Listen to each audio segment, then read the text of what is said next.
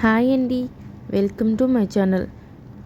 ఈరోజు సండే కదా అని చెప్పేసి మన మచిలీపట్నంలో ఉన్న ఫిష్ మార్కెట్కి వచ్చామండి. ఇక్కడ అన్ని రకమైన చేపలు, రొయ్యలు, ఫ్రాన్స్ అన్నీ ఉన్నాయండి. ఇక్కడ కనిపిస్తున్నవి జల్లలంట. చాలా అంటే చాలా బాగుంటుందంట వీటి టేస్టు.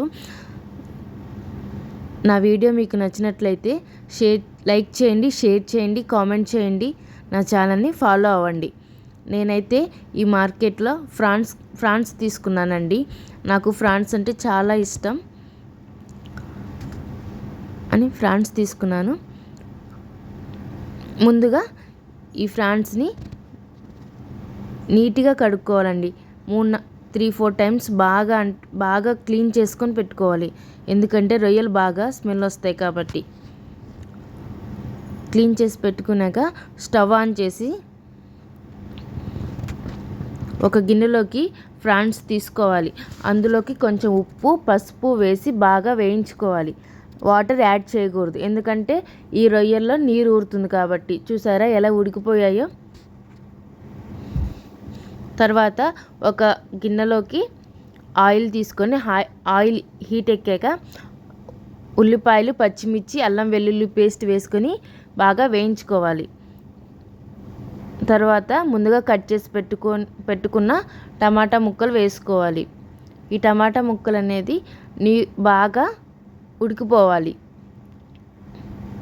నూనె అనేది పైకి తేలే వరకు బాగా ఉడికించుకోవాలి.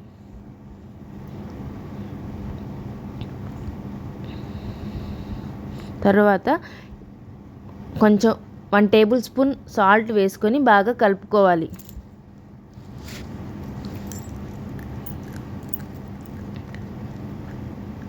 అలాగే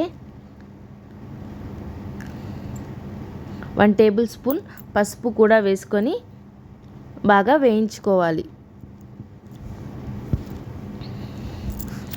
మీలో ఎంతమందికి ఫ్రాన్స్ కర్రీ అంటే ఇష్టమో లైక్ చేయండి. తర్వాత 2 టేబుల్ స్పూన్ కారం వేసుకొని బాగా వేయించుకోవాలి.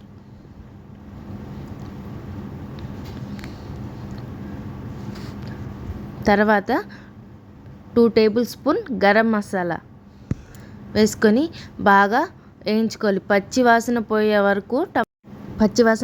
వరకు బాగా వేయించుకోవాలి.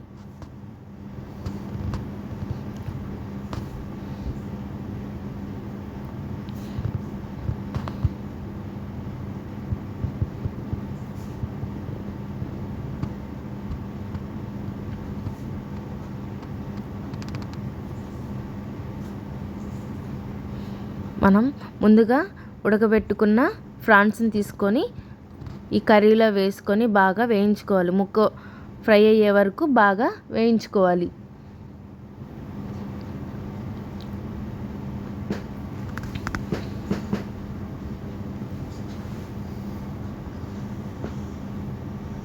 తర్వాత కొంచెం కొత్తిమీర, సన్నగా తరిగిన కొత్తిమీర వేసుకొని గార్నిష్ చేసుకోవటమే.